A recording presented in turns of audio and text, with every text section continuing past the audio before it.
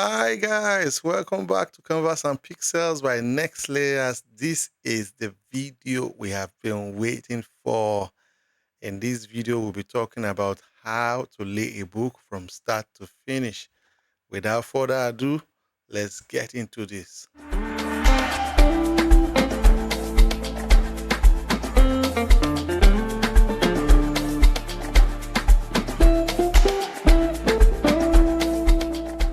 Welcome back. Don't be scared. We're not doing Corel Draw.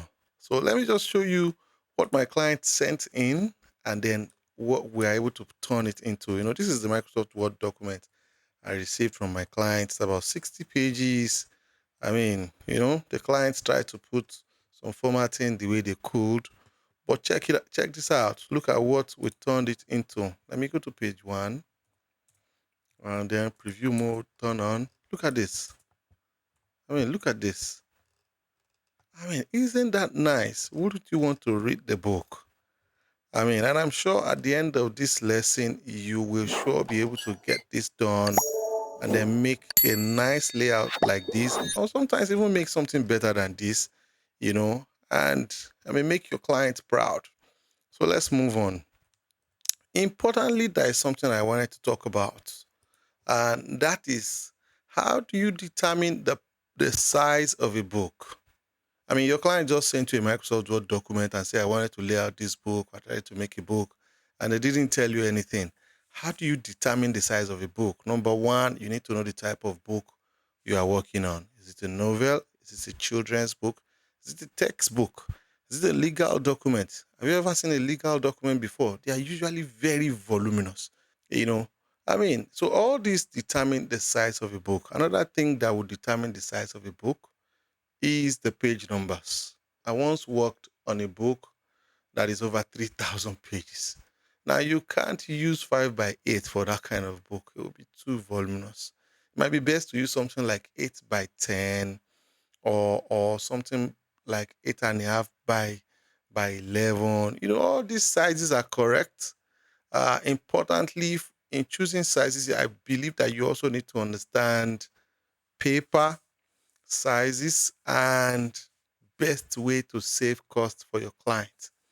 The other way to determine book sizes is if your client has a preference. Sometimes some authors are thorough. They've gone to bookshops, check different things, and then they come up with ideas, and say, I want this kind of size. Finally, a good way to also determine size of a book is from your professional advice.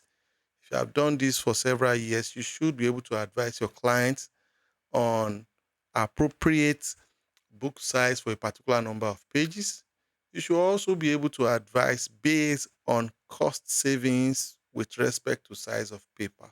You should look out for a video where I'll be talking about size of paper and how they determine book sizes. Let's continue. Okay, now, before we go too far, I wanted to mention that this is not a beginner's course.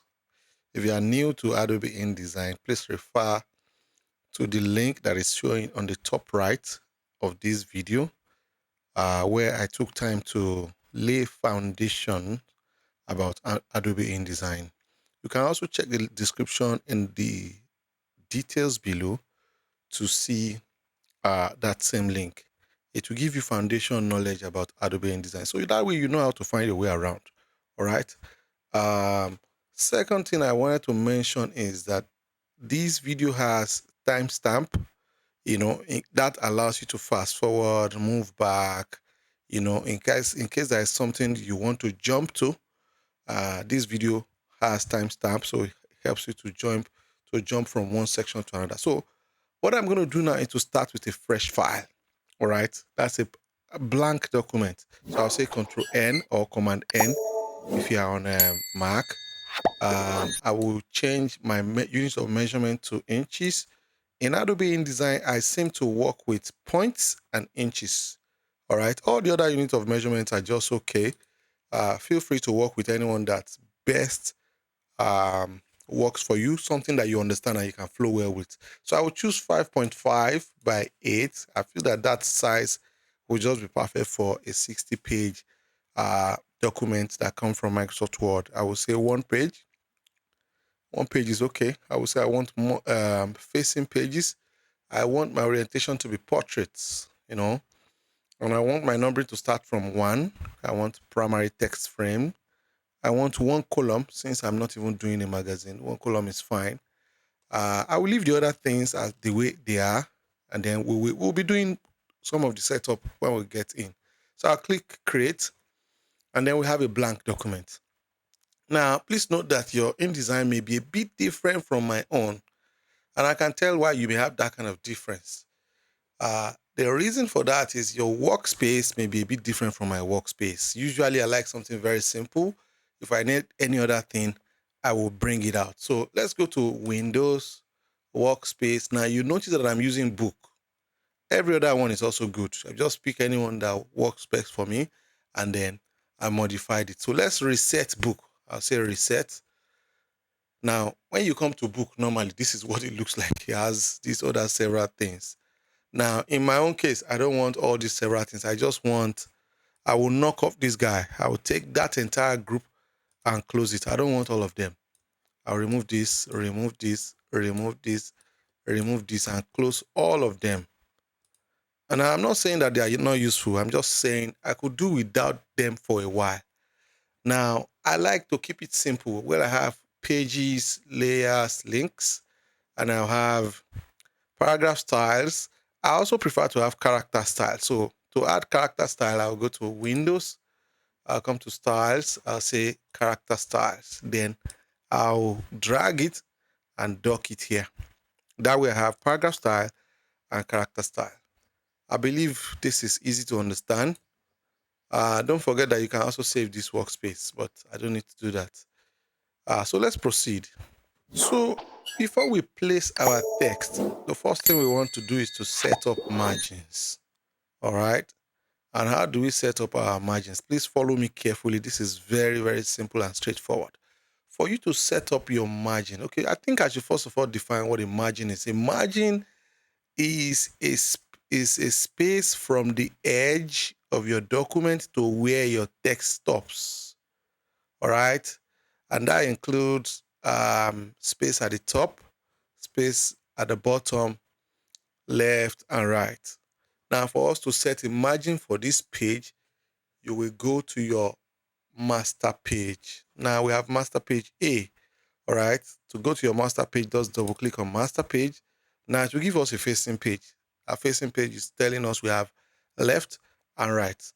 All right. So I'll go to layout. I'll say margins. All right. We are still going to adjust this margin by the time we eventually do our baseline grid. All right. But for now, let's set something that is meaningful. I'll say from top, I will want something like, let's say 0.95. It's a guess. We will modify it later. From my bottom, okay. Now, did you notice what happened? All the sides were adjusted at the same time.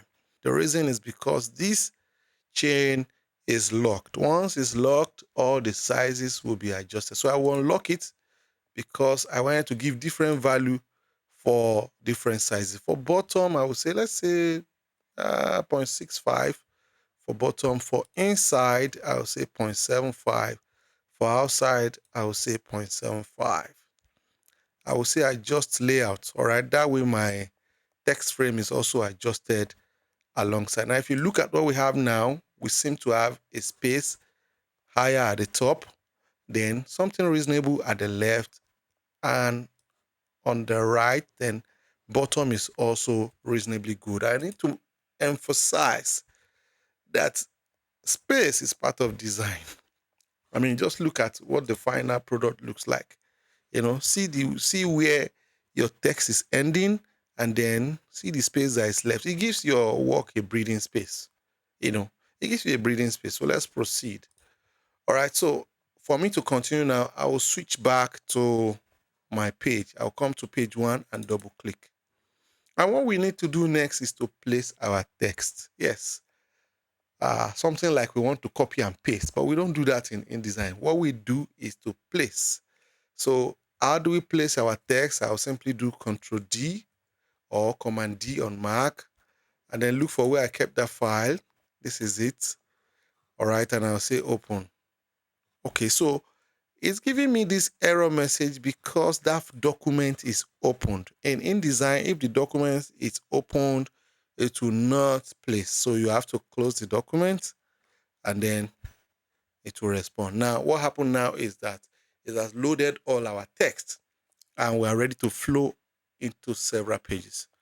Now, I needed to mention that when I learned InDesign, for us to place a text into InDesign as at that time, you will have to save your document as rich text formats. Yes, rich text format. But I noticed that the higher versions of InDesign, I mean, you don't need to save as. You could just do the normal docx or any other Microsoft Word format. So let's continue. I will hold down my shift. Now, did you notice at the edge of that pointer, something changed like an S that is turning downward? That's a sign that is telling us that we're ready to flow. So I'll move to the edge like so and then just click. Now, what InDesign will usually do is to place all the text and then insert pages. Look at them. Look, pages are inserted already. Yeah, isn't that amazing? I mean, look, inserted already. I could just scroll. All right, isn't that amazing? Yeah, I love that. So what we are now going to do is to start creating what I call paragraph style and character style. Let's continue. I would prefer to start with character style. And what we mean by character style is what we usually see in other software as bold, italics, underline, any other kind of character formatting, maybe all caps, small caps, something like that. So I'll start with basic 3, and then we can even add more or remove anyone we don't want. All right, so how do I start? By creating my character style, come to character. All right, the character panel. Now, okay, something just came to my mind. Please make sure basic paragraph is selected or nothing is selected. And then when you are here, make sure none is selected. Now, if you pick any paragraph or any character style, when you create a new one, it will take on the properties of what you are selecting. It's important for you to note that. So I'll come to this angle and then click and then say new character style.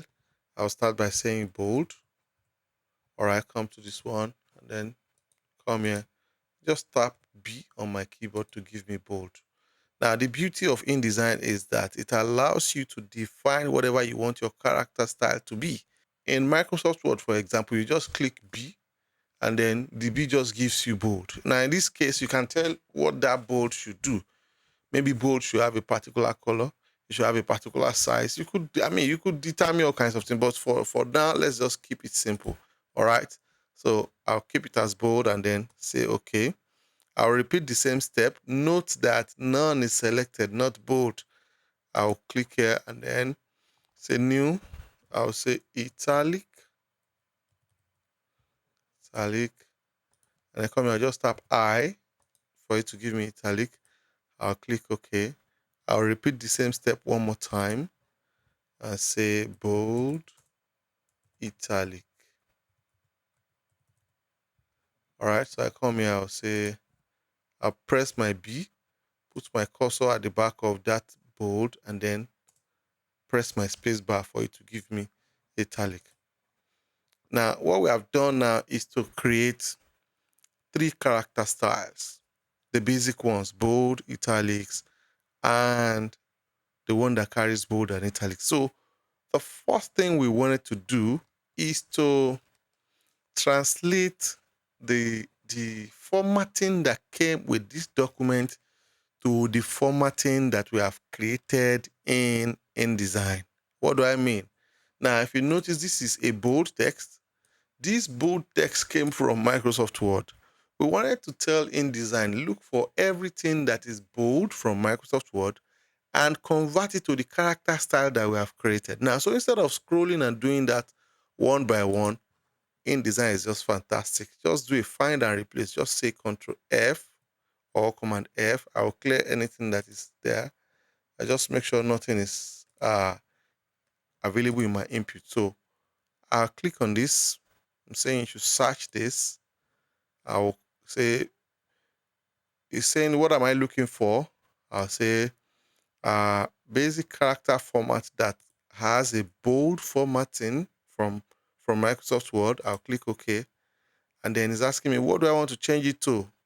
I'll click this and come to a character style that says bold. All right. I'll click OK. I'll say change. Now it has changed 883 at once, depending on the how large your document is. You know, it will determine how many to find. But you see, instead of you scrolling one by one trying to search for this, InDesign will just get everything done at once. So I'll repeat the same process. I'll delete this one, delete that one, and then repeat the same process for italic and bold and italic. So I'll say italic. I'll click OK. I'm saying search for anything that is in italic and then replace it with the one that I have created now. All right. I'll do the same. We are so lucky, not so much too. I will delete and then repeat the third step. I'll say search for anything that has bold and italic. What I did was to press B, put my cursor at the back of D, and then press spacebar for it to give me bold and italic. So you can just do your drop, click here, and then search through. You know, I don't do that. I just use that method as a fast way to get it done. And then select this. I'll say okay. I'll say change all. Now, no bold and italics for this document. I will delete it and then say done. What we have started doing now is a cleanup. We've started cleaning up this document. All right. So I wanted to create a paragraph style. A paragraph style. But before I create a paragraph style, the question I wanted to ask is, how do you also select an appropriate font for your book? Again, depending on the type of book you are formatting, you may be formatting books for children, you're formatting something that is a textbook, you're formatting, all kinds of documents. Now, because I've done this for a while, there are few font types that I already liked, after doing this for some time. So just watch what I'm going to do. Now, it doesn't mean that you could not use other type of font. All right, you could use any other type of font, but I have used these ones for a while and they seem to be very good. Okay, so you could apply paragraph styles in, let's say, two ways. You notice that what I've done is to highlight this paragraph. Really, you don't have to do this. All right. Well, but I wanted to show something. That is something I wanted to show. Okay, so I will just use this to demonstrate the two at once. So I won't highlight anything. I just create a paragraph style. All right. So to create a paragraph style, please make sure on your character style, nothing is selected. On your paragraph style, it's either you are not selecting anything or you are selecting basic paragraph. It's very important. All right. If I select any paragraph and I apply anything, maybe I said justify left, I change fonts, I did all kinds of things, whatever I'm doing will be applied to this paragraph. Yes, so I won't select anything. Let's just say I'm not selecting anything. I'll demonstrate that too. The same way we created paragraph style, the character style. The same way we created character style, we'll follow the same method to create paragraph style. So recall that we were at a character style tab the other time. We will switch to paragraph style tab now, and then click on this, on that top right corner, and say new paragraph style. So I'll give it a name, something that is relatable. So for example, I'll say body text. And sometimes I call it main text. But I just want something that is relatable. I'll come to basic character. Now, this is one of the fonts that I use regularly. It's called Minion Pro. But for this one, I will prefer to use Adobe Caslon Pro. All right. I will want my size to be 12. I want my leading to be 16. Now, from experience, I noticed that whatever my font size is, you notice that my font size is in points, 12 points. I usually add 4 points to it, and that gives me the kind of leading that I want. All right, that's just me. You could try other leading. Leading is the spacing in between each line of your text. All right, I'll keep my tracking as 0. Every other thing, I'll keep it as 0. All right, I mean, I'll keep them the way they are. I will come to indents and spacing. I will want it to be left justified. All right. So let's just assume that this is all I want to do. All right. Let's just assume this is all I want to do, so that way we could use it to explain some other things. So I will say, okay, now we have created our first paragraph style. All right. Now the next thing we want to do is we want to apply that paragraph style to this text, starting from page 1 to the end. How do we apply this paragraph style? Very simple. I know what this is, but I'll tell you how to get what it is. The first thing you do is to know what's the name of the paragraph style that came with this text from Microsoft Word. You can either highlight or just click within a paragraph. Once you do that, the paragraph style will be selected. Now, in this case, the paragraph style is normal. So what we wanted to do is to change from normal to body text. We wanted to change from normal to body text. All right, so I will use the same method, Control 0. The same method that we use to replace the character style is what I will use to replace the paragraph style. So I'll do Control F for find or Command F. Make sure all your inputs are empty because you will want to go through all the input at once. I'll click on this, and then I'm looking for a paragraph style that is normal. I'll click OK. And then I wanted to change it to a paragraph style that is body text. I'll click OK. And I'll say change all. Look, it's saying 12. All right. Once I say OK, did you notice what happened? Now, I will just take a scroll. You see that? All the text has now taken body text.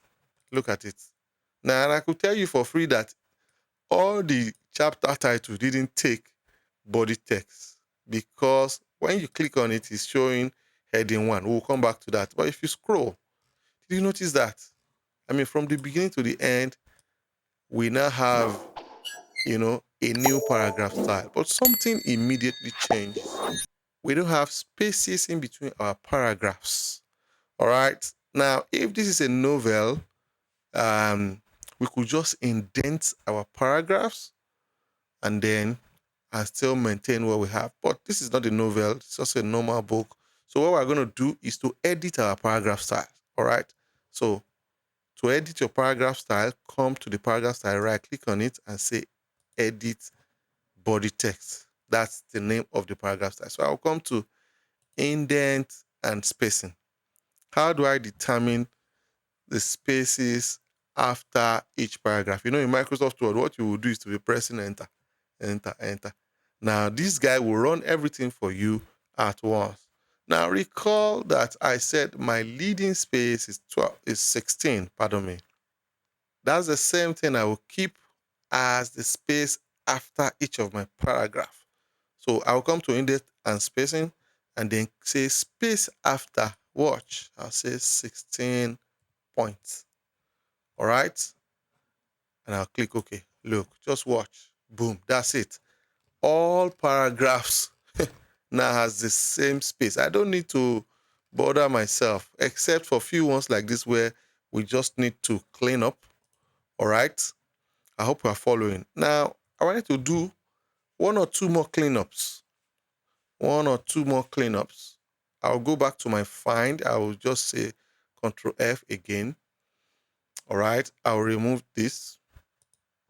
There is something called a GREP style. This GREP style could help you do some complex editing that may take you some time. Now, there are a few of them that are predefined that I will advise you to use regularly. And we're just going to use them now. So once you click on GREP, you come to this drop down. It's saying dash dash to M dash. Now, I don't like using M dash because M dash is a longer one. Let me see if I can find one. Okay, fantastic. This is M dash. It's quite long. The only time I want to use M dash is maybe when I'm working on a novel.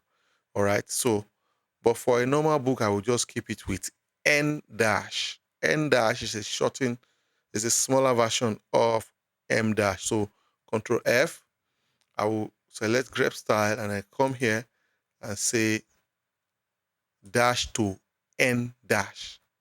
All right. If you are supposed to scroll your document one by one, you could spend the whole day trying to search for that. All right. So you see, it has written all the code for you. You just say change all. Now, in this case, it only found one. In some cases, you'll find several. All right. I'll click OK. I'll come back here and say multiple return to single return. That means you have pressed enter more than once. You know, you could make mistake in Microsoft Word. This guy will help you remove it. Just say change all. It found 23. I'll click OK. Did you notice? It just adjusted. And then finally, I'll say multiple space to single space. So you are typing and then you have tapped your space bar more than once. Adobe InDesign will help you remove it. So I'll say change all. It found 3. That means the person who typed this document is really good. I'll say done. Now recall that I wanted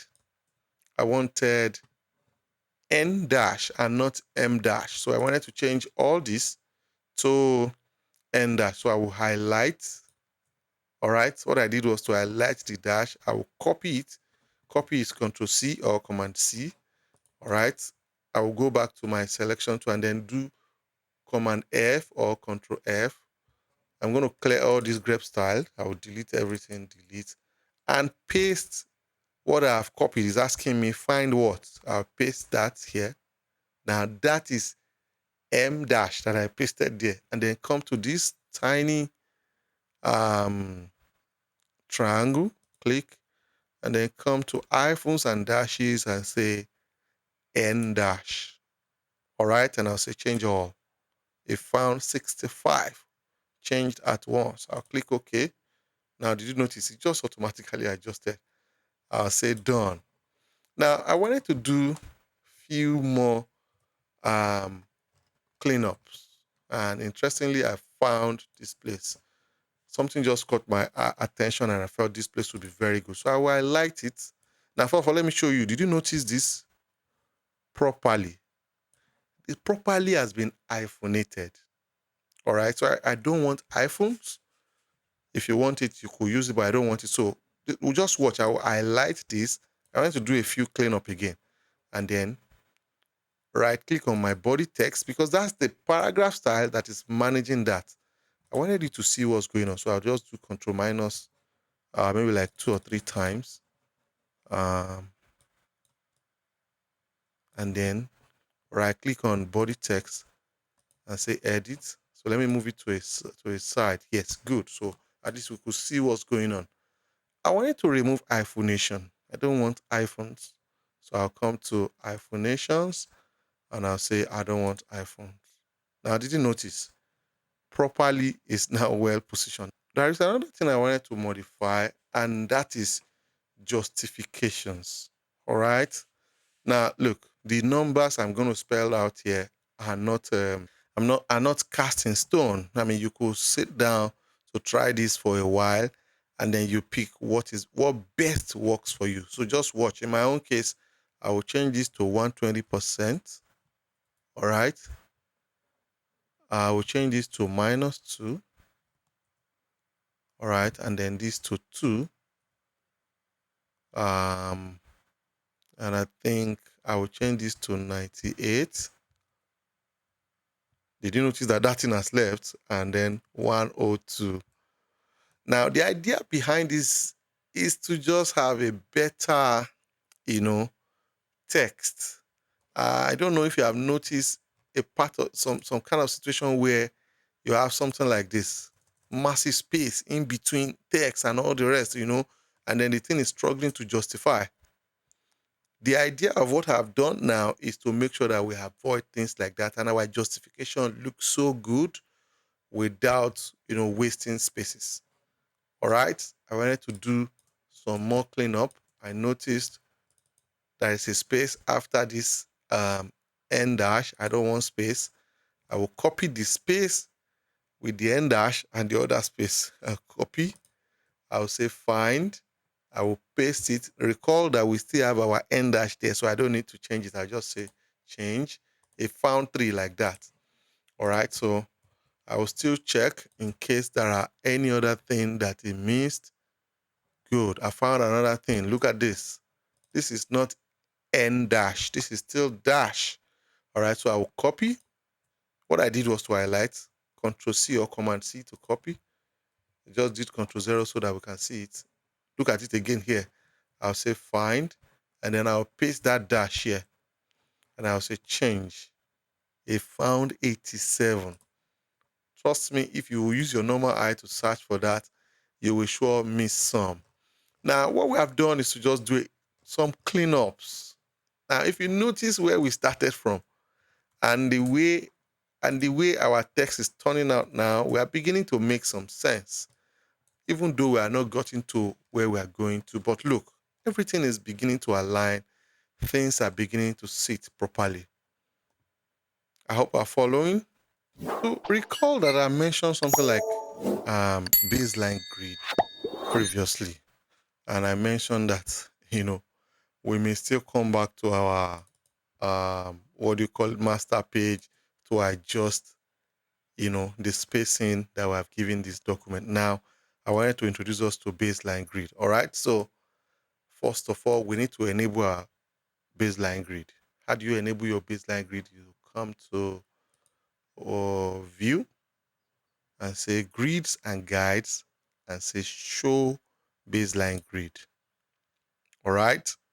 Now, if I zoom into our text, normally what should happen is that each of the text is supposed to sit on the line.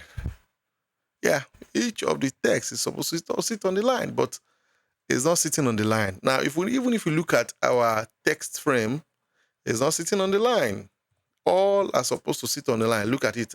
Even this is not sitting on the line. So, first of all, how do I adjust that? You go to Edit or Preferences if you're on Mac.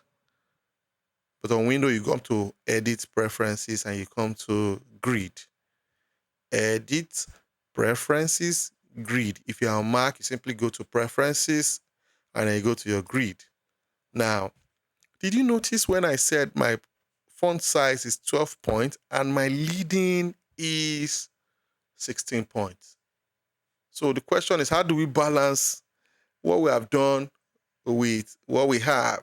You simply change your increment every to 16 points. Yeah. 16 points. And once you say, okay, watch, something still happened. It's still not sitting on the baseline grid. So I will show you why it's not sitting and then we'll correct that now finally. All right. I just wanted to zoom this portion so that you can see what I'm doing. Then I will edit body text. All right. And then come to this one and then I'll come here. Good. I'll come to indent and spacing. And then it's asking me whether it should be aligned to the grid or not. Now we have it as none. So I will click and say, I want it to align to all lines. Look, once I say, okay, check it out. Every text is sitting on that line. Every text is sitting on that line. So we need to adjust our text frame. It's remaining very small. Did you notice? Like a very slight difference. This has to sit on this line. It's either we move it to this next line or we make sure that this is sitting on this line. So Control 0. And to adjust that, please, you can't do it on this page. You'll have to come to your master page. I just double click on my master page and zoom All right. What I wanted to know is this distance. What's this distance? Very simple. I can use this tool or this one, any of the two rectangle boxes. I just click and then start from the baseline grid to where my text box or text frame is stopping. That's it. You know, what this does is to give me the height of this box, which is this. This is the height. So I'll just copy it. Very easy. And then come to layout margins. And on my bottom, all right, I think I need to add it. I'll just say plus, and I'll paste what I have copied. All right. I will paste what I have copied. And then let me press tab and see. Good. You see, it has moved to the line. It has moved to the baseline grid now. I'll just say okay. All right.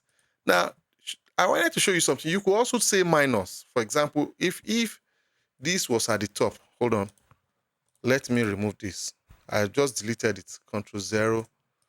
Let me just assume. It's an assumption. Apparently, okay, fantastic. When I zoom closer now, I notice that this is not also sitting on the baseline grid. I use the same method. I wanted to get the height, so I will drag from the baseline to where my text frame has stopped, and I will copy the height.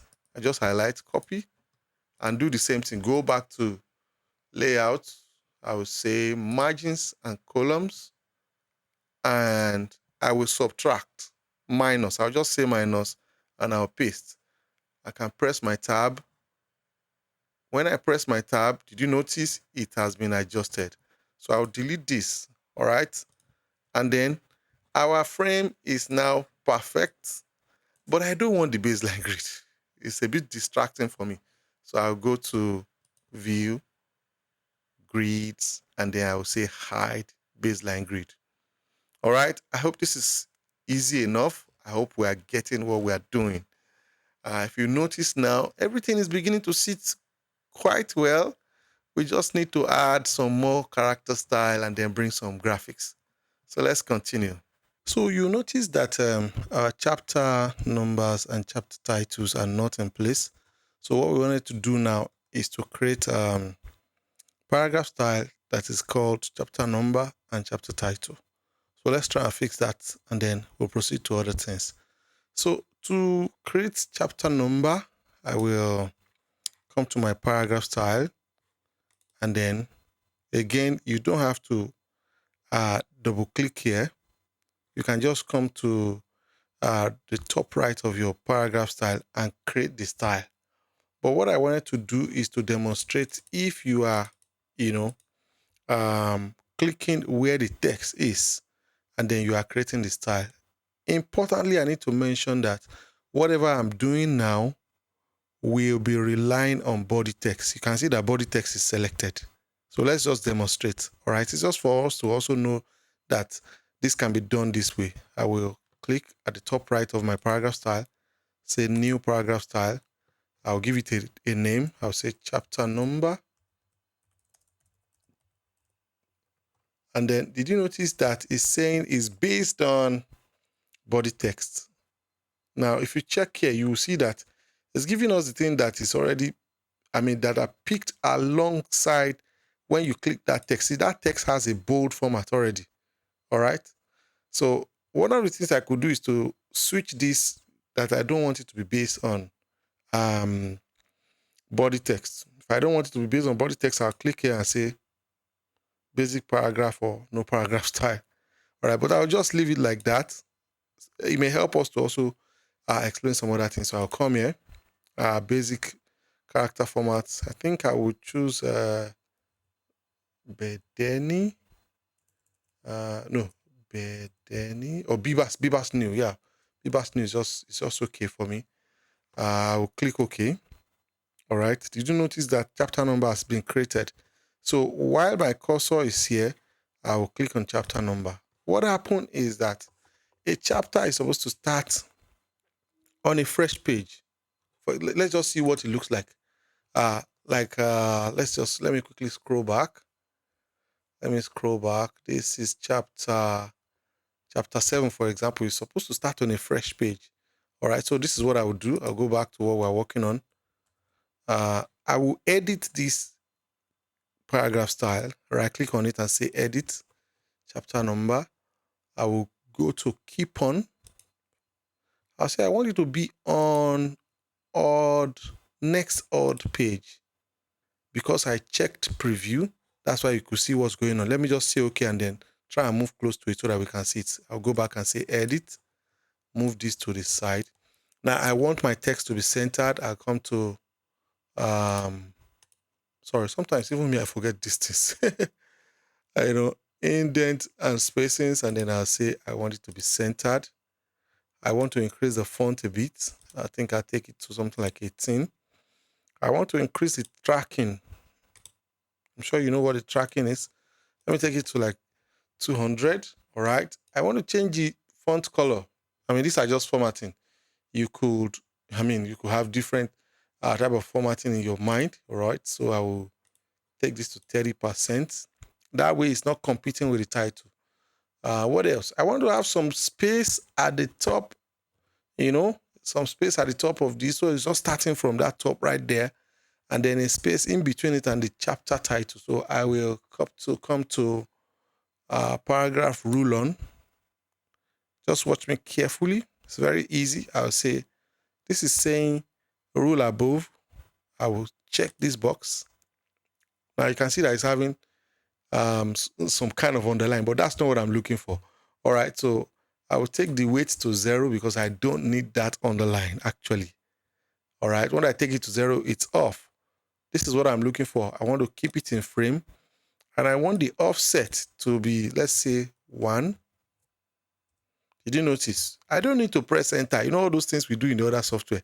I don't need to do all that. You could command things to move here, and then they will surely move. So I've increased it to 1.5, and I think for now I will just say I'm fine. All right, I'll say okay. So let's define these two. All right. This is what do you call it now? Chapter title. All right. So I wanted to define my chapter title, something similar to chapter number. Let's see what it looks like. All right. Something okay. I would have loved to use this font, but Adobe InDesign wanted a true type font for this particular font. And what we have is open type font. That's why you see it giving us this like a, I don't know what color to call this, like a light pink, background. So we'll just choose something else, all right, so that we don't have that kind of issue. So the same thing, like I said, you don't need to select anything. So let's do another method. I won't select anything. My selection will be in basic paragraph. Please check what you have on character style. You see it's showing none, all right? So I'll come back to my paragraph style and then click here. I'll say I want new. Did you notice that it's not based on anything? All right, so I will come to this place. I said I will want, which font should I choose now? Sometimes you just kind of start looking for font. One thing I would have loved to be added to InDesign is like something you see in other software where you can preview the font. It would have been so nice, but InDesign, you have to know the name of the font, So I'm just going to, there's a particular font I'm trying to remember the name, but the name is not coming. So I will stay with something.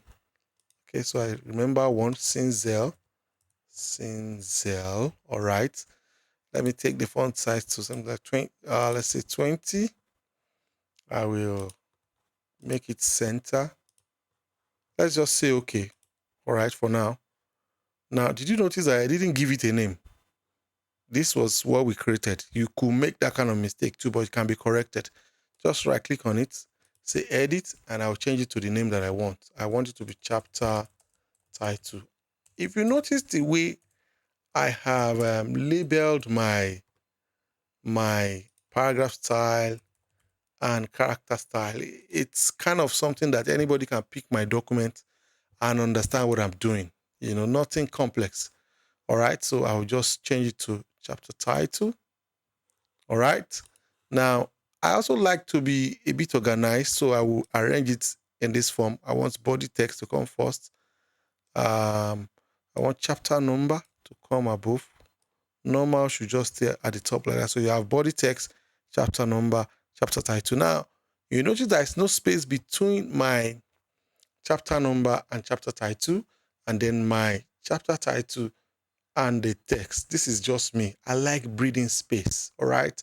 I feel that it just makes things easy, and you could read it properly that way. So what I would do is to edit my paragraph style for chapter title and chapter number. So let me start with chapter title. I'll right click. I'll say edit, and I'll come to my indent and spacing. I'll say 16 points. I want it to be sure that is enough. Is that enough? I don't think so. I want some more spaces. If it's not enough, I can add plus 16 points. Look, you don't have to use that. If you have specific number at heart, please use those numbers. You could just say 1 inch is straight. You could say 0.5. But I like to see that's 2 spaces. Now you could increase or decrease like this too. I feel this is this is okay for me. I want space between chapter number and my chapter title. So I will edit my chapter number. I think I'll bring down the font size a bit. All right. I think that's okay. Now I'll come to my indent and space and I say after, space after, and then just increase it like so. I feel that that's fine by me. All right. Now you see that we have been able to sort out this. I noticed something as I'm working, and let's just assume that that's what we have. This has a paragraph style called heading 1. Do you know what that means? We can change everything at once. So I will just do the same thing, Control F or Command F for find. Find what format. I'll say I'm looking for a paragraph style that is labeled heading 1. I'll click OK. It's asking me what do I want to change it to. I'll change it to chapter title. I'll click OK and I'll change all. It found 12. I'll click OK. That's it. All is done. Now, something just caught my attention immediately. Our chapter title paragraph style has, what do you call it now? Hyphen. Instead of editing it here, I will come to my paragraph formatting right here. While my cursor is placed around this, make sure that your cursor is where you want it to format. Look at it, hyphen, and I will knock it off. Now, when I knocked it off, something happened to this chapter title.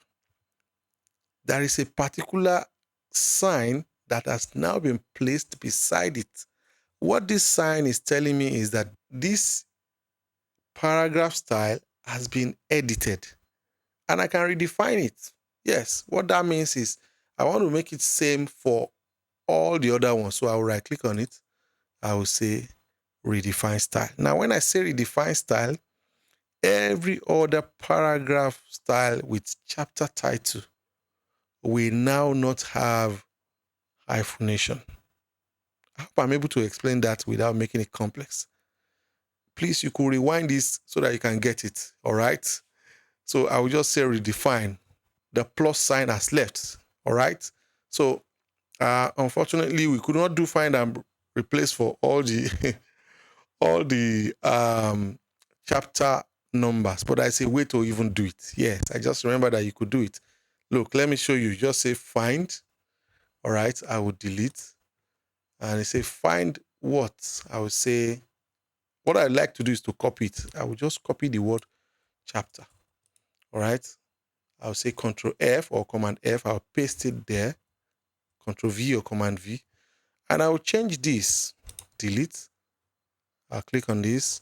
I wanted it to change to chapter number. I'll click OK. I'll find, every time I say find next. All right. As soon as I immediately found this one, I'll say change. Did you notice? I'll say find. I'll say change. Now, the reason I'm doing this one by one is that you may have the word chapter in between a paragraph. And once you say change all, this guy will just change everything. So I recommend you doing this one by one.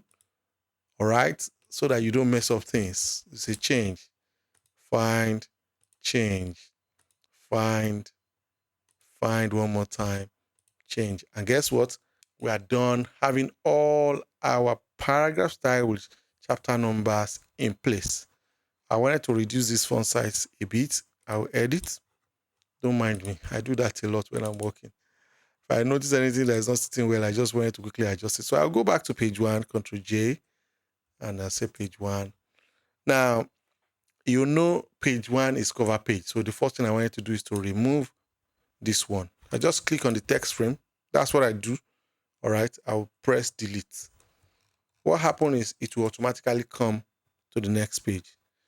Now, I noticed something that we haven't worked on. I noticed that chapter title is now applied to pre-pages. What I mean by pre-pages is preface, dedication, acknowledgements, forward, introductions. Those are not chapter title. Those are, like introductory parts to a book where you can appreciate people who work with you, can dedicate the book. You can also talk a bit about the book before people start reading entirely. So I'm going to change this paragraph style to something else so that we can address this separately and appropriately. All right. So while I'm clicking here, don't forget that because I'm clicking here, it will now take this paragraph style. Yeah, it will take it. So I will click here and say new and say page starter. I can call it anything. I will say okay. Now that's not applied. If it's applied, it will be selected. So I'll click on it. Now, did you know when I clicked on it, nothing happened? Meanwhile, I will want them to start on a fresh page. Yes, I want them to start on a fresh page. Permit me to relocate this here. So what do I need to do? I will edit this guy. Right click on it and edit. All right. I will come to keep on. I will say I want it to be on the next odd page. Now, how do I know that it's supposed to be on the next odd page? So I thought somebody would be thinking about that. Your chapters normally start on the right, except for in some cases where maybe the author has a novel and says, okay, you know what, I don't want right-hand rule. We call it right-hand rule. All right, your chapter is supposed to start on the right, and your right will be odd number. It will never be even number. All right, because number 1 will start on the right. I hope I'm able to explain this. All right, please rewind and then try and think through my explanation. I'm sure it's something that you can understand. Your chapter is supposed to start on the right by normal rule, except in few cases, maybe the author does not want you to follow right-hand rule, or maybe you're working on the novel and the author just wants it to flow. All right, so I will say start paragraph on next odd. Again, I want some space at the top, so I will come to paragraph rules. I'll say rule on. I'll take this guy to 0 because I don't need that line, really. I'll say you should keep it in frame. And I think I just give this 1.5. There are times that you just know the number you want. All right. I'll click OK. I don't want this to be in bold. So I will highlight. What I did is to highlight, come to my paragraph style, and then say none. I also want it to be in center. Just take it to center. It's allowed. I could modify a few things like that. Then apply the same paragraph rule for dedication to acknowledgements. Say page starter. All right. If you check, we're beginning to look good. I'll apply the same thing to this. I say page starter. Yeah, we're looking good. Kind of introduction, page starter. And then if you see what we have done now, we are kind of looking good. I remember the author requested that I removed parts from this book. Now, doing a part is similar to what we have done here. So instead of repeating the same thing that you use for chapter number and chapter title, you could create part number and part title. I think we should add it. Yes, let's add it, even though it's not in the manuscript that my client later submitted. So let's add it for the purpose of this class. Now look at the way I will usually do it. I will do what I say you should not do and just change the name. Yeah. So I'll say chapter number. Even though I say don't do it, just watch me. I'll say chapter title. guess what? I will click here, that is part number, and then come to this and say new paragraph style. Watch, it is saying it's based on this and it has carried everything about that. So I will simply just change the name. I say part number. All right. I'm going to show you something now. I'm excited about this. All right. So I've created part number. Let me bring it below chapter title. I'll click here and then I'll say, I'll create a new one. I'll say part title. All right. I'll just click OK. That is something I want for. Okay, hold on. Before I do that, yes, I'm going to come back to that part. I wanted to do something and I remember it's going to affect something, so I will come back to it. Permit me to copy the ISBN page of this book from the one we have done before. I just realized that it's not included here, so I'll just go to the fully done job and then I'll just copy. I will explain something to you now. I will just paste it here. Wanted it pasted here. And then remove this guy. Now, did you notice that this font is slightly smaller? It's slightly smaller than this. Yes, it's intentional. Usually when you take a book, just open to your ISBN page, you will notice that the text there is usually slightly smaller. All right. Now, I could reposition this text either to the middle, to bottom.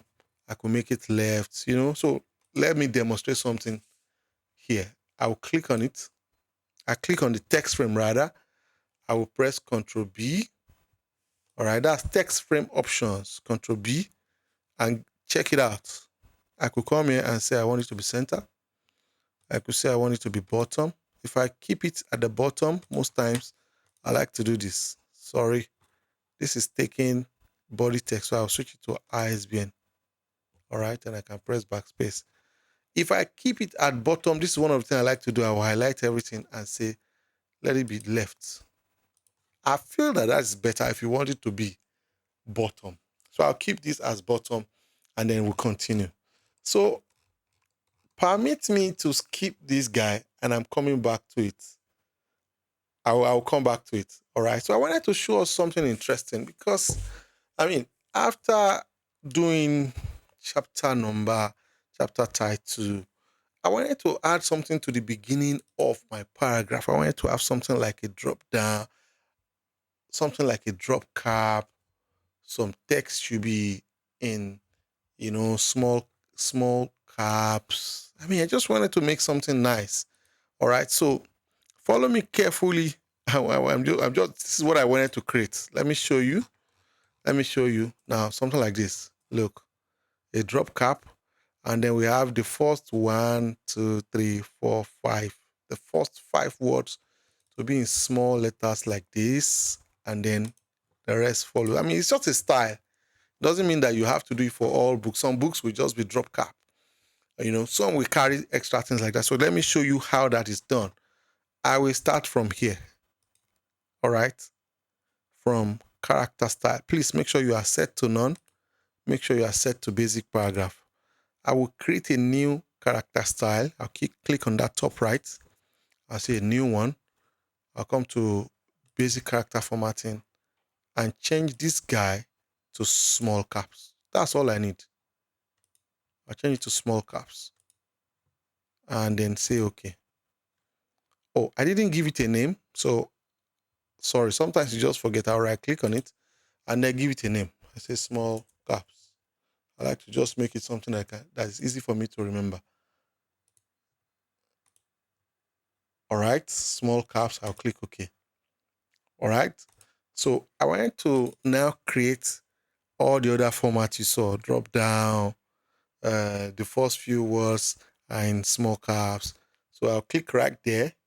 You don't have to click right there. That's the truth.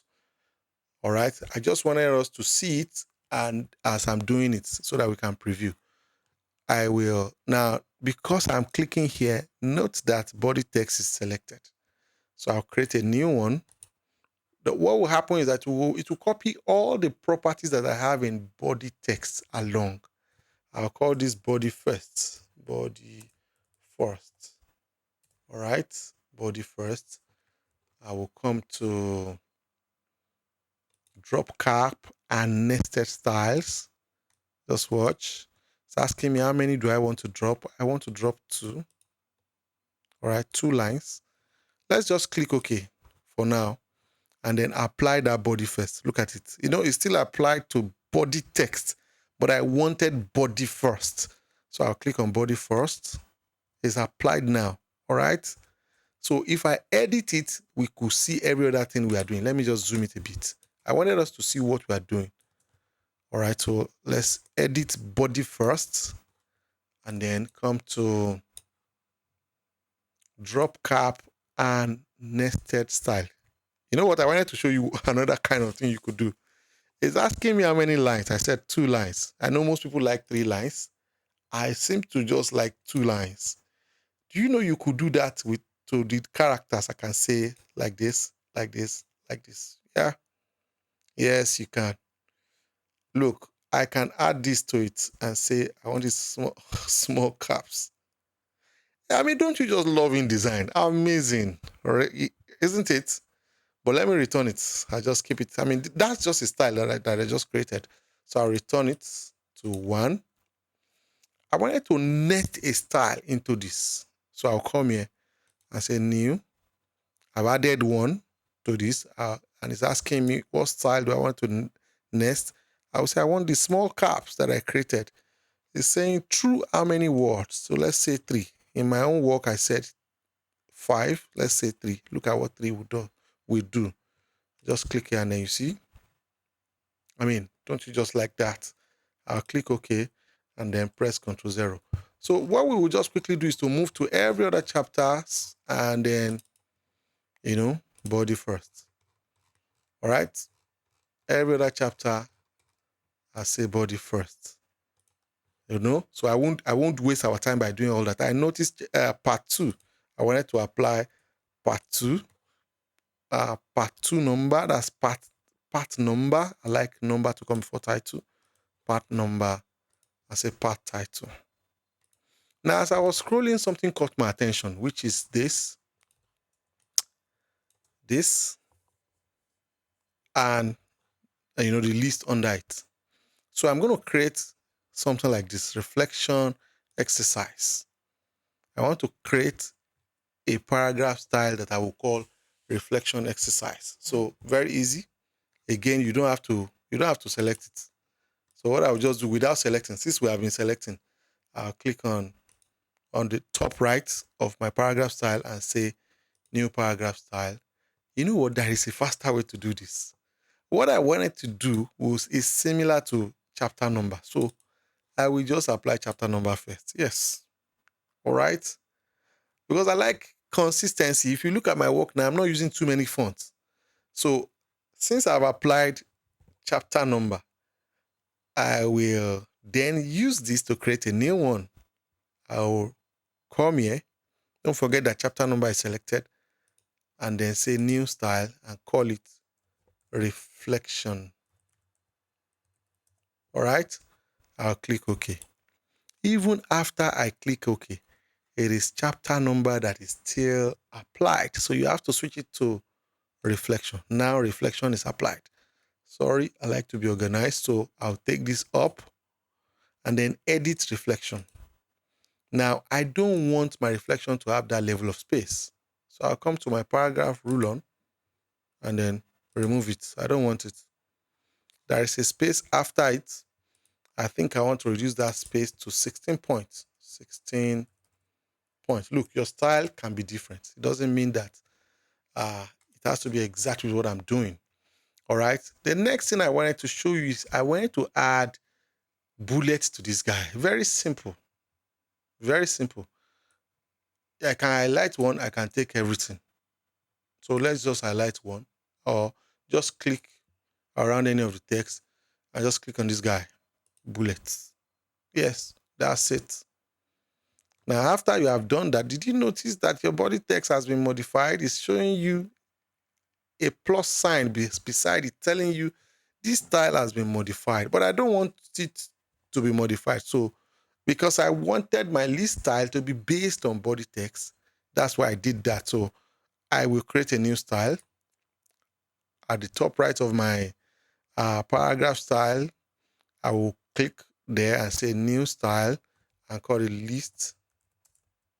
I can call it list style. I can just call it list. I think list is okay.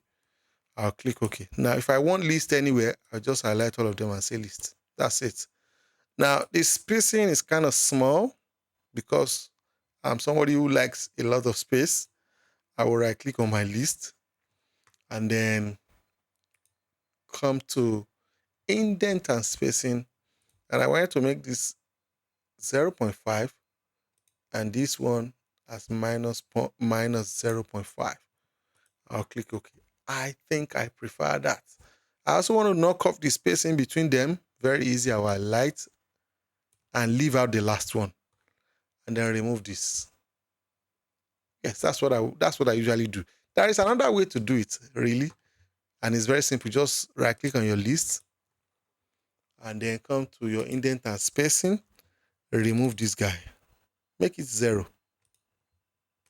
That's another way to do it. So it's either you right click, it's either you highlight the first set without the last one and then turn this to 0. Now the question is, why am I not adding the last one? Because I want the last one to retain the space. Yes, I still want you to have 16 points as the space. All right, but for the purpose of this class, you could do any of the options that you want. So I'll scroll back up. Now I've been noticing this. These are subheads, subheads, subheads, subheads. That means I could create another paragraph style called subhead. Are you not enjoying this? So let me just create another paragraph style. I will, repeat the same step. All right. New, I'll call it subhead. I wanted it, I wanted to do something that is unusual. I'll make it center. All right.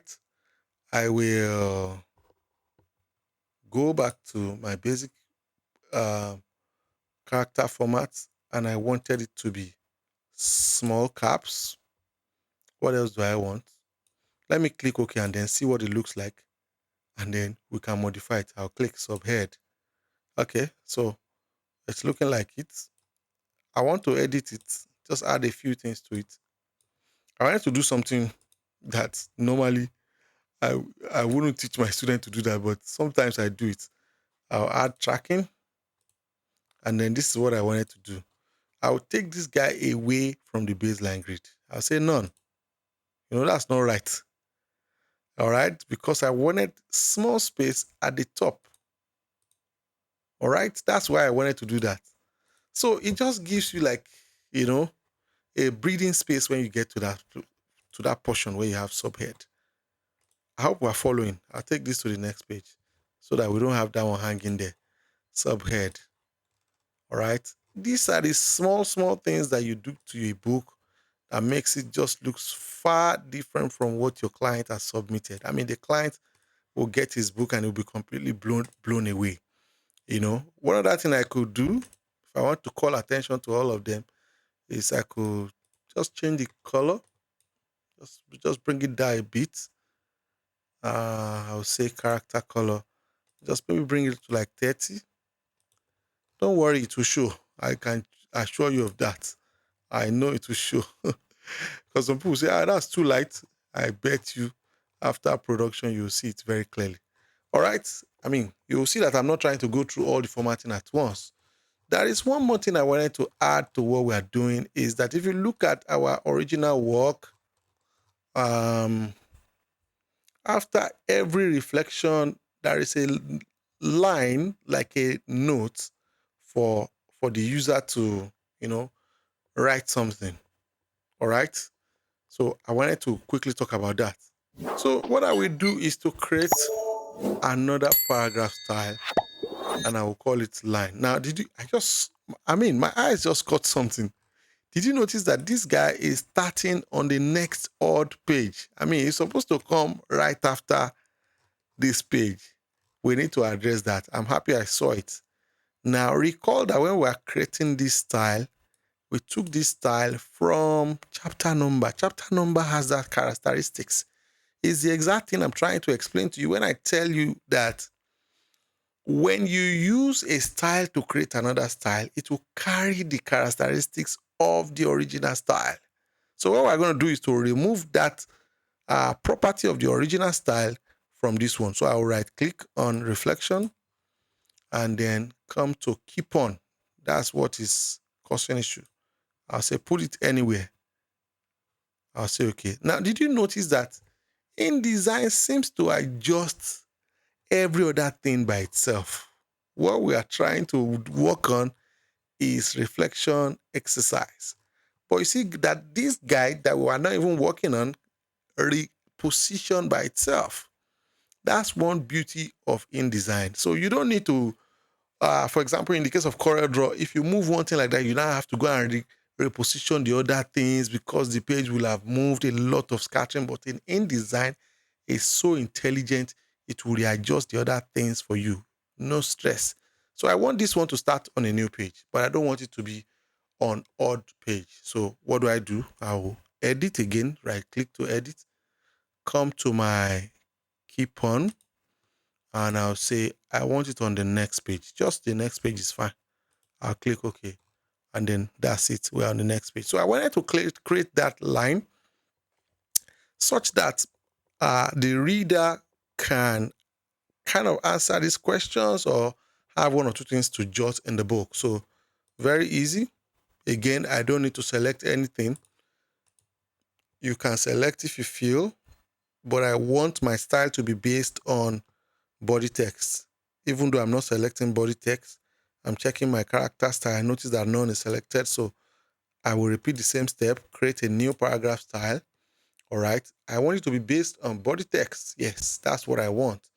If there's anything, I can change it. Now, the reason I wanted it to be based on body text is that body text has an increment of 16 points, and I wanted to maintain that 16 points. If I don't like it, I can remove it. So I'll say based on body text, I will come to paragraph rule on. I'll say I want this. That's about the only thing that I'm going to do. And I'll give it a name. I'll call it lines. All right. I'll click OK. Nothing is showing. Now, how do we bring it up? All right. What I did was to double click after that and press enter. When I press enter, what happened was it inserted another bullet. All right. But what I want is a list. No, sorry, a line. This is it. Let me just position it. Okay, after list is fine. I'll click. Now, when I click, did you notice it gave me that line? I don't want the line to be color black. Let me change that. I wanted it to be a bit lighter. All right, so let's bring it to like 30. I'll say okay. I feel that's better. So when I click there, how do I add the other ones? Once you add the first one and it's showing like that with your cursor blinking, just press enter. Enter. Now, I could tell that the lines are too big and I wanted to adjust it. And I know the reason. Number one, it is based on body text. And body text will force everything to stay on baseline grid because we said it should stay on baseline grid. So what I'm going to do is to disconnect this from body text. Yeah, I'll right click, I'll edit. First of all, I'll disconnect it. I'll say basic paragraph style. If I click OK, look at what is happening. Now it is too close. I want some spacing. The same thing, I'll edit. And first of all, I want to change the thickness. I felt that it's a bit too thick. I think I have 0.5. Yes, I like that. And I wanted to increase the space. All right. I think that one is nice enough. Yes, I think I prefer that. That's good enough. I'll click OK. And then for me to continue the number, I just need to double click and then press enter. Now, what is happening here is that InDesign sees this as a text. I'm telling you, that line is seen as a text. Isn't that amazing? For other software, you don't have to get line 2 and then start drawing and then, thinking, okay, how am I going to put it within the text such that it does not move as we start shifting? No, InDesign is just too intelligent. I hope we are following. Okay, so I wanted to add running headers to this book. Let me show you what it looks like. Now, if you scroll through every chapter, you will see that the title of the book is on the left. The chapter is on the right. How do we achieve that kind of thing in InDesign? I mean, I just wanted to show you that InDesign is far intelligent. All right, so let me just demonstrate that. You are going to love this. You are going to love this. So, did you recall that there was a time we bring back our baseline grid? I wanted to bring it back. The first thing I will do is I'll go back to my master page. When you want to apply anything that will be needed on all the pages, please go back to your master page, please. So I'll bring back my baseline grid, right? I say show baseline grid. The reason is I wanted to know where I should place my text so that I'm not just guessing. So I will zoom. I get the text tool. I'll start from here and just span it all through. All right. I have to take it on the baseline grid. This is done manually, actually. So let me get the title of the book from this place. Okay, no, we could get it from page 2. Let me see. Yes, this is what I'm looking for. I think I'll just put it in a straight line. All right.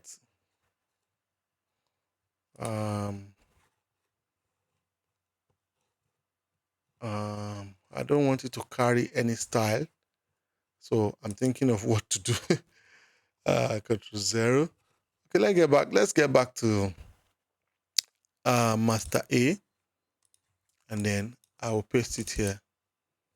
Control V. We copied at the other side. That's Control C or Command C.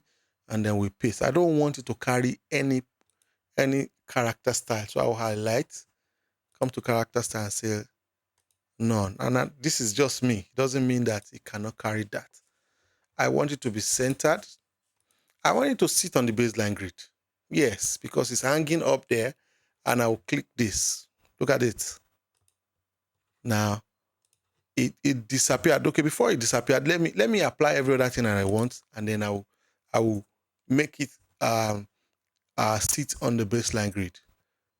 I wanted to make this all small caps. What do? I come to this place. All right. On your paragraph panel, look, this last top right, click on it, say open type, and then come, look at it, small caps. I'm holding on because I wanted you to know what I did. All right. Please feel free to rewind, fast forward, slow it down for you to grab this. All right. So I'll click and then look at what happened.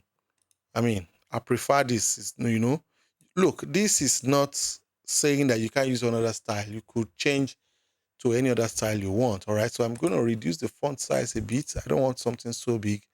And then get back to my paragraph formatting panel and then take it to baseline grid. You notice it disappeared. All I will do is just bring it up a bit. All right. Normally that's not supposed to happen. I don't even know why that's happening. So, all right, that's what I would do. I will duplicate this to the other side. All right, like so. And then I'm gonna delete it. You know why? I need to show what is the chapter title on every right. So watch what I'm going to do. I will come to my type menu. Yeah. Sometimes we also forget. So it's okay if you also forget. I will come to text variable and say define. You have to follow the steps one by one, all right? It's not complex. I'll say define. I'll say running header. I'll say edit. And I'll change the style to whatever I want. Chapter title is what I want. If I want the right to carry the parts, for example, if you're in part 1, I want you to carry the title of part 1. I will say part title. But in this case, I want chapter title. I'll say chapter title. I'll click OK. And I'll say insert. I'll say I'm done. Look, the way to learn this is to follow that step again. You should rewind and check the way I've done it one by one. So I'll do Ctrl+0. Don't forget that all this is done on your master page. On your master page. If you do it on any other page, it won't appear on the other pages. So watch what will happen by the time I switch to, let's say, chapter 1, for example. Permit me to also remove the baseline grid. It can be a bit distracting. So I'm going to knock it off. Height. Did you see from chapter 1? Let me do Ctrl+0 and then just do, let's say, W. If I start scrolling all my chapter 1, let me zoom it a bit. I wanted you to see this well. My chapter 1 will carry who are you. Just watch what happens when we get to chapter 2. We're going to chapter 2 now. Did you notice? Building the right system. You don't need to look. InDesign, like I said over and over again, this is the most intelligent software you will ever work with. When you get to chapter 3, watch. Chapter 3, no, this is parts. We didn't say you should use parts. Chapter 3, dealing with by itself. It will pick everything. It will pick everything. And I hope you are, enjoying this. I hope this is making sense to you. All right, so let's move on. So interestingly, we have done so far. If you have come this far, believe me, you should give yourself a pat on the back. We are doing so well. However, we just have a few things to wrap this up. So I noticed that so far we don't have page numbers. We do not have page numbers. We need to add some form of decoration to our pages. Especially these empty pages. These chapter titles need to look good. So let's just try and jazz it up a bit. First of all, we're going to add page number. So to add page number, go back to your master page. Anytime you want to do something that will be applicable to all the pages, please always refer back to your master page. So let's go back to master A. I'll double click. And then I want my number to be somewhere up.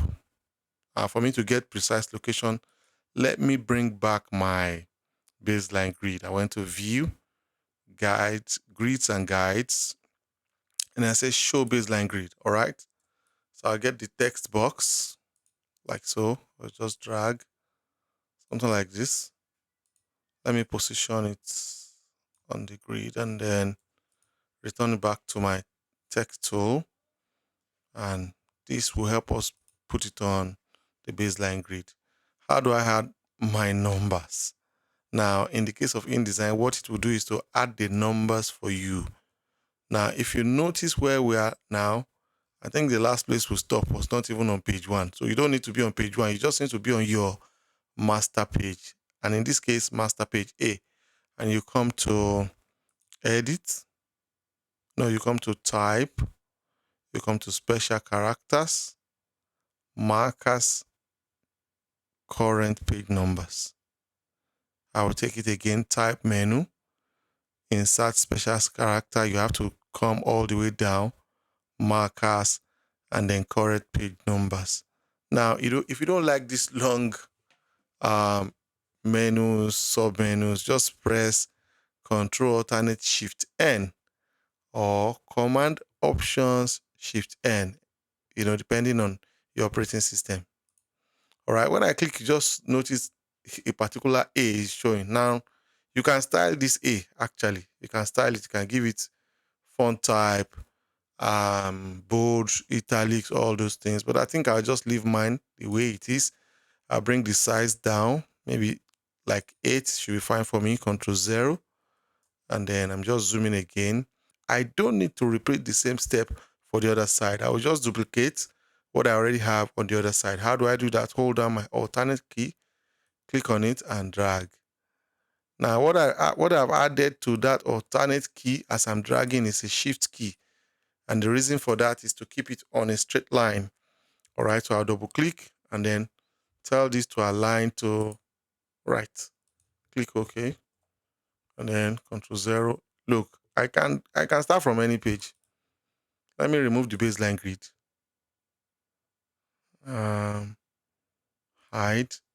And believe me, your numberings are well ready for you. Move from any page to any page. You see all your numberings are ready for you. Everything will be correct. Isn't that amazing?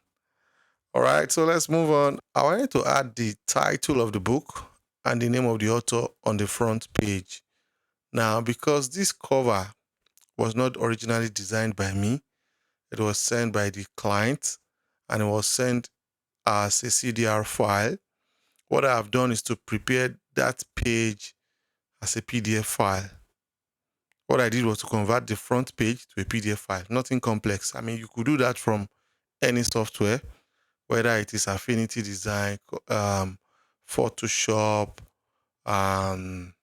Illustrator, name it, any software you use. And I even have people who design the front covers here, but I don't like designing covers on Adobe InDesign. So what I would do is to place the cover on this front page. So the same way, Control D, the same way we paste our text, Control D. Now I've kept everything inside a folder. I called it link. All right, so I'll double click, and I think this is the particular one I'm looking for. I could click from here and just do like so, but this is not the best way to do this. No, the correct way to do it is, let me delete it. I'll delete this, and then I'll change to this tool, right? Just create a text frame like this. Return back to my, pick tool or selection tool, and then Control D. What I want to do is to place whatever I'm bringing into that text frame, into this frame. All right. And then now we have it. But it's too small. I want it to be reasonably big. And check out, these are the options. Either you want this, you want this. You could check the other options too up to this place. But I think this is fine for me. Let me do something. I want it to be high quality. All right. Yeah. So I don't want my page one to have a number. You notice that my first page, which is the cover page, is having page 1. I don't want that. So how do I remove that? I will come to my master page that is written none and drag it to page 1. That's it. The number is gone. All right. I don't want numbering on my page 2. It's just my style. It doesn't mean that that's the style. All right. So I'll knock it off on this page 2. The same thing. What I did was to repeat what I did before, drag none to page 2, and then it has been removed. All right. So I wanted to create a place where we're going to put our content page.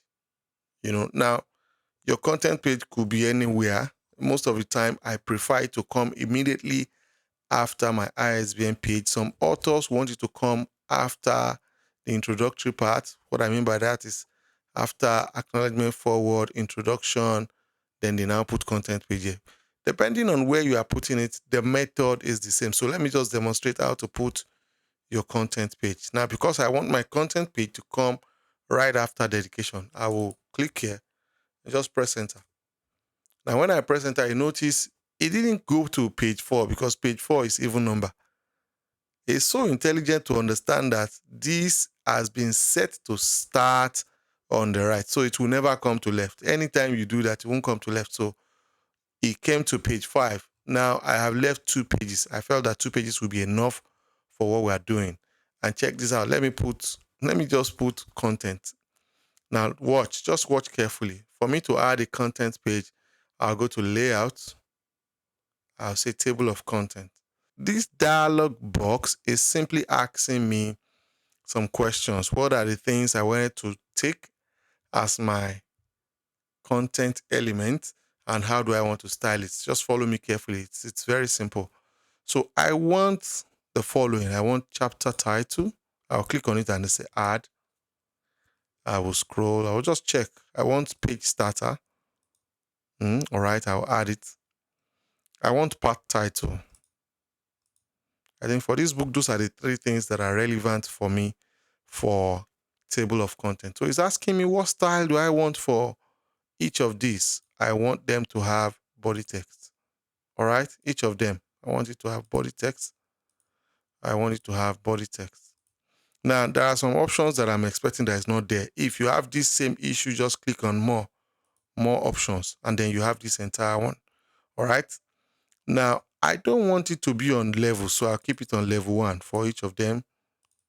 All right, so you have level 1, level 1, level 1. I think I'm fine with that. You could also choose character style for each of them, you could choose character style for each of them. But I'm just going to leave that out. I'll allow you to try it out. There is one important thing I wanted to mention is when we insert this, okay, maybe we should insert it and see what happens, and then we can come back and correct it. Let's do that first. So for the style of content, I want it to be page starter. It will say table of content or content. Then I will save my style because I may need it some other time. So I'll call it TOC. TOC is table of content. You can choose any word. It doesn't really matter. I'll save and I'll say okay. Just watch. When I say okay, it loads down for me and it's telling me I'm ready to place. So I usually like to hold my shift key so that it can flow. That is in case you have multiple pages, it will insert the pages by itself. So I'll click and then that's it. Look, you can go and test this. Let's test final word. Say it on page 100. Control J is to move to page 100. It doesn't miss. All right. So let me go back to that page. I think it's page 3. All right. Now, I don't like the way the numbers are in front. I need them to flush right. Yes, I want them to flush right. You could tell InDesign to do that for you. And watch what I'm going to do. I will go back to layout. I'll click table of content. For each of these elements now, for each of them, I will change this to Y. It was written T. I'll change it to Y. Change it to Y. Change it to Y. All right. So I'll confirm. I think I have Y for all of them now. I want to save again. I'll tell it to overwrite and I'll say, okay, did you notice that? Easy peasy. It's just, you don't need to worry about things like that. You just notice the guy just get it done for you. I hope you are following. So I wanted to add, I think, I noticed that we missed something like this.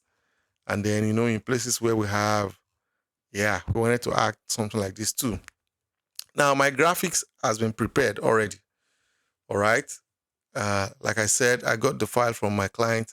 Then I used my own skill to prepare some things. So we wanted to add something at the beginning of every chapter and then for every blank page. Let me leave that one. So this is where I want to address. All right. So I wanted to add, the tree from the cover here and then a pattern from the cover on the empty page. The same method, Control D. I think it should be second one. Okay. So this is the pattern. Let's delete the pattern. We'll come back to the pattern. I wanted to put this one first. Control D again. Okay, good. This is the tree. I'm holding down my shift so that I can have a proportional increase. And then when I dropped it, it's not showing. I'll just use any of these to bring it back. This. Or you can even right click on it and just say fitting and say proportional. That's the one I use the most. All right. Now, because I need to repeat this everywhere I have chapter number.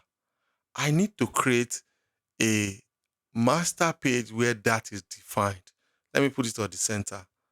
I will say keep it at the center for me. I will duplicate master A. That's what I would do. Because master A already has numbering, running header, and the title of the book. If you put that same element here, it will appear on all pages. But I want it to appear in only few pages, not all the pages. So what I will do is to duplicate master A.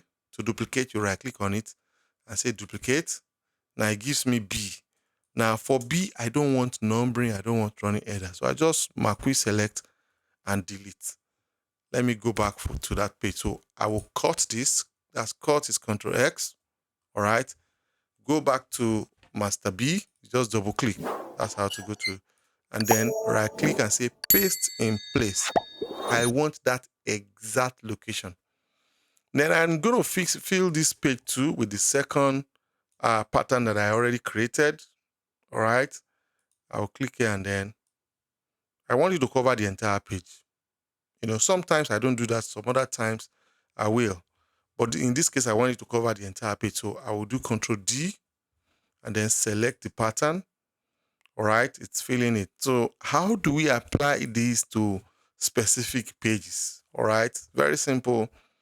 Since this is my chapter 1 and I need that tree to be here, I need the pattern to fill this page. I'll just right click, all right, on 16 and 7 and say apply parent page, switch it to parent B, say okay.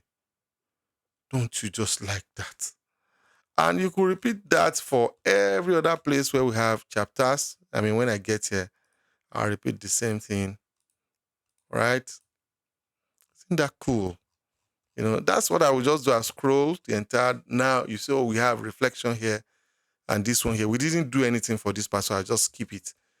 I mean, do the same. I'm looking for a place where we don't have blank on one side. That's where I'm scrolling. Yes, this is what I'm looking for. Where you don't need to apply both left and right master B. So how do you apply only the right part? Just click on it, drag, and drop it. That's it.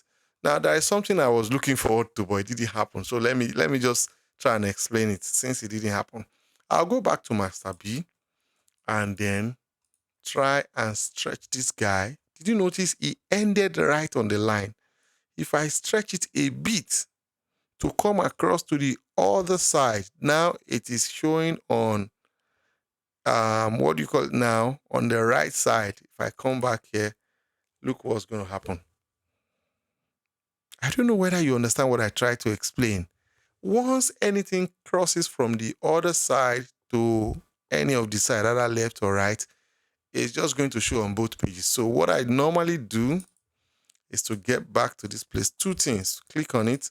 Make sure it's ending on the line or you move it slightly back.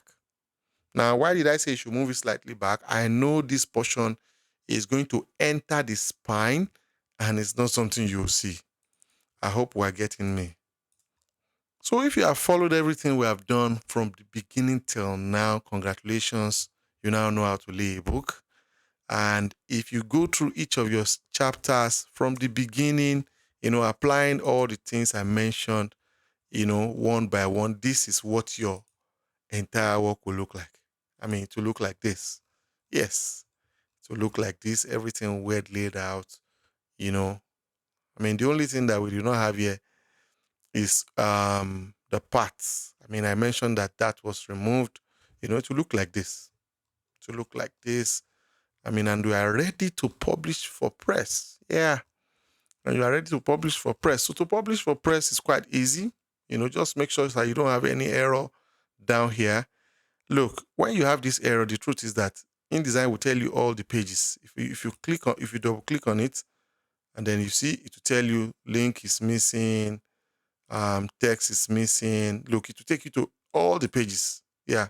If you double click on it, it takes you to all the pages one by one, and then you can resolve this issue. Now, recall that I mentioned the issue with this font.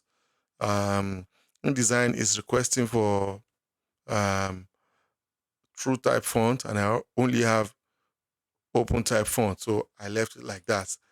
So we could change it and all this error would leave.